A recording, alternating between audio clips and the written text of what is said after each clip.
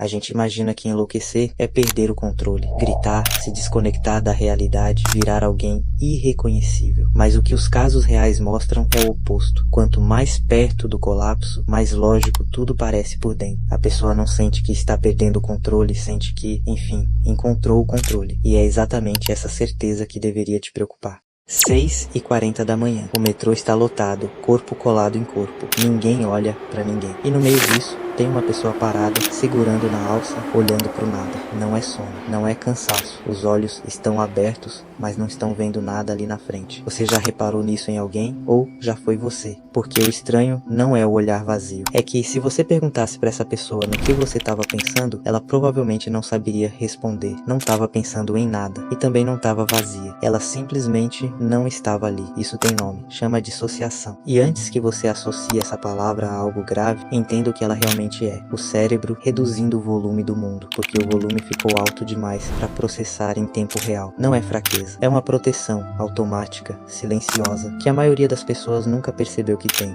Mas se o cérebro já faz isso sozinho, sem avisar, sem pedir permissão, o que mais ele é capaz de fazer sem você perceber? Se você já reparou nesse tipo de olhar vazio em alguém, ou já sentiu isso em você, escreve aqui embaixo. Quero saber se isso é mais comum do que a gente imagina. Mas se o cérebro faz isso sozinho, sem pedir licença, até que ponto ele consegue te enganar sobre o que é normal e o que não é?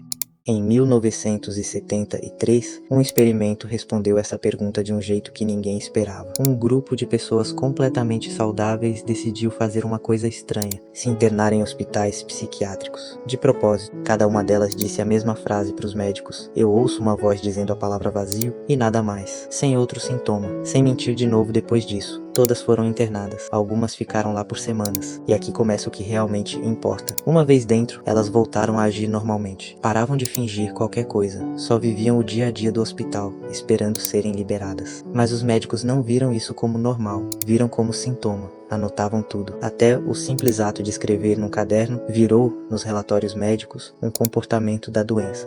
Porque ninguém percebeu que aquelas pessoas eram completamente sãs. Porque uma vez que alguém é rotulado como doente, cada gesto passa a ser interpretado através desse rótulo. Não é que os médicos eram incompetentes, é que o cérebro humano, treinado ou não, procura confirmar aquilo que já espera encontrar. E isso vale tanto para quem observa quanto para quem é observado. A linha entre são e insano não é tão fixa quanto parece. Ela se move dependendo de quem está olhando e de onde você está parado. A linha entre são e insano se move dependendo de quem observa. Mas isso levanta uma pergunta ainda mais incômoda. Por que a própria pessoa por dentro nunca sente que cruzou essa linha? Por que o cérebro não avisa? Aqui está a pergunta que ninguém responde direito.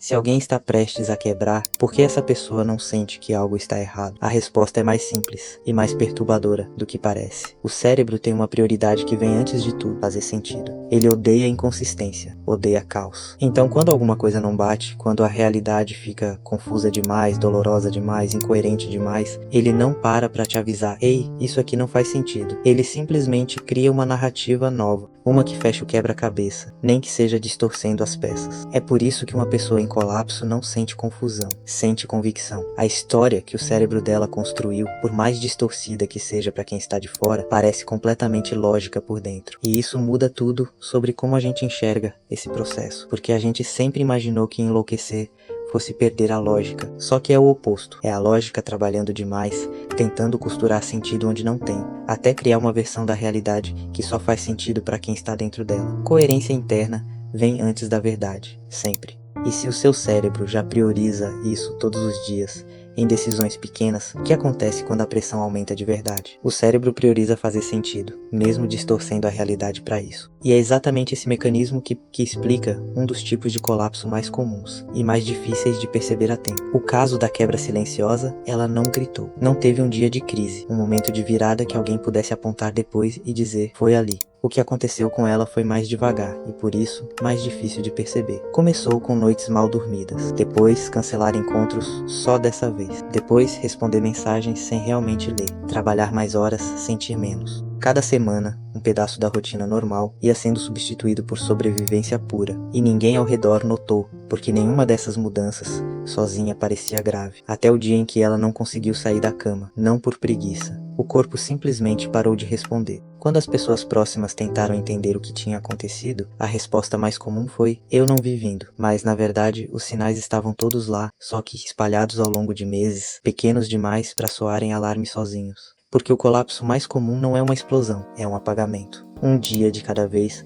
até a pessoa não reconhecer mais quem ela era antes de tudo isso começar. Se alguém que você conhece se encaixa nesse tipo de quebra silenciosa que acabei de descrever, comenta o que você percebeu. Às vezes só de escrever a gente já consegue juntar os pontos que não tinha juntado antes. Os sinais estavam todos lá, espalhados demais para conectar. Mas tem uma parte disso que ainda não faz sentido. Porque, no meio de tudo isso, muita gente relata sentir alívio, não desespero, bem antes de quebrar de vez.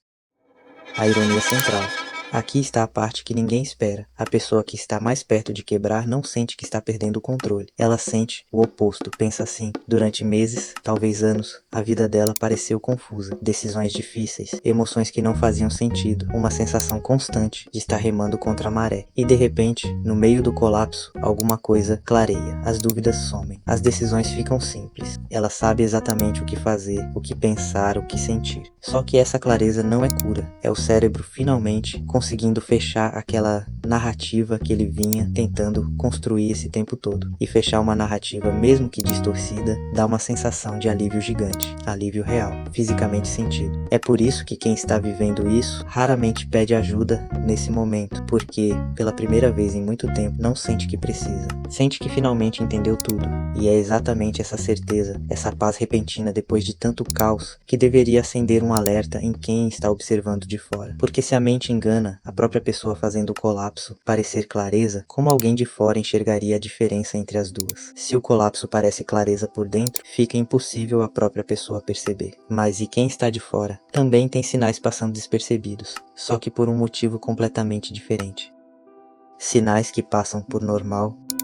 Se você perguntasse para as pessoas ao redor de alguém que colapsou, boa parte diria a mesma coisa. Ela sempre foi tão forte, ele sempre resolvia tudo sozinho, ela nunca precisava de ninguém. E é exatamente aí que mora o problema, porque muitos dos sinais de alerta a gente aprendeu a chamar de qualidade. Alguém que para de responder mensagens por dias, tá ocupado, tá focado. Alguém que começa a tomar decisões sozinho, sem consultar ninguém, independente, decidido. Alguém que trabalha até tarde todo dia, sem parar, dedicado, ambicioso. Alguém que fica racional demais até nas situações mais emocionais, equilibrado, maduro. Se o colapso parece clareza por dentro, fica impossível a própria pessoa perceber. Mas e quem está de fora? Também tem sinais passando despercebidos, só que por um motivo completamente diferente. Só que no acúmulo, esses comportamentos não são qualidades, são desligamento disfarçado. É a pessoa indo, aos poucos, se afastando de qualquer coisa que a faça sentir alguma coisa, porque sentir ficou pesado demais. E o mais perigoso é que a sociedade não só ignora esses sinais, ela aplaude, reforça, recompensa exatamente o comportamento que devia acender o alerta. Então, se os sinais de que algo está errado são os mesmos que a gente ensina as pessoas a admirar, como alguém saberia a diferença entre estar bem e estar se apagando bem devagar? A sociedade aplaude exatamente os sintomas que deveriam preocupar. Então, com tudo isso jogando contra o cérebro, o ambiente, até a cultura ao redor, o que realmente faz alguém não chegar nesse ponto? Se o colapso parece clareza por dentro, fica impossível a própria pessoa perceber.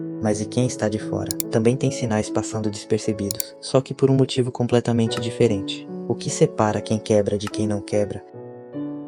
Depois de tudo isso, a pergunta óbvia é: então, o que realmente protege alguém? Se os sinais são difíceis de ver, se o próprio cérebro esconde a verdade, se a sociedade ainda aplaude os sintomas, o que faz a diferença entre quem aguenta e quem quebra? Não é força de vontade. Isso é o primeiro mito que precisa cair. Força de vontade não segura um colapso. Ela só atrasa e às vezes piora, porque empurra a pessoa a aguentar mais um pouco e mais um pouco sozinha. O que realmente muda o resultado é ter gente por perto capaz de notar o que a própria pessoa não consegue notar. Alguém que percebe o silêncio nas mensagens antes que vire meses. Alguém que estranha o "tô bem" repetido demais. Alguém disposto a perguntar de novo, mesmo depois de ouvir. Não precisa se preocupar. Porque, como vimos até aqui, quem está por dentro do processo não enxerga o processo. A clareza que ela sente é real para ela, mas é a pessoa de fora que consegue ver o que está realmente acontecendo. Isso muda completamente o que cuidar de alguém significa. Não é esperar a pessoa pedir ajuda, é aprender a notar antes que ela mesma perceba que precisa. E se é isso que protege os outros, o que te protege quando não tem ninguém olhando por você? O que fazer com essa informação agora? Então chegamos na pergunta que abriu esse vídeo lá no início. Se a mente engana até quem está vivendo o colapso, como você teria certeza de que não está começando agora com você? A resposta não é ficar se vigiando o tempo todo, analisando cada pensamento à procura de sinais. Isso só cria mais ansiedade, não proteção. A resposta real é mais simples. Não tente perceber sozinho. Cerque-se de gente que pode notar por você. Fale com alguém, mesmo quando parecer desnecessário. Deixe uma pessoa de confiança perguntar de novo, mesmo depois do seu "tô bem". E tem outra parte disso que a gente esquece. O oposto do automático não é vigilância, é presença. Quer sair da rotina de vez em quando, olhar para o céu no meio do dia, sem motivo. Andar descalço na grama e sentir o chão de verdade. Aproveitar um momento qualquer sem estar pensando em mais nada. Sem calcular, sem produzir, só estar ali. Porque talvez a sanidade nunca tenha sido sobre nunca vacilar. Seja sobre se permitir, de vez em quando, sair do padrão, antes que o padrão decida por você. Se esse vídeo fez você pensar em alguém ou em você mesmo, deixa nos comentários qual sinal mais te marcou. Esse tipo de conversa só acontece quando alguém tem coragem de começar.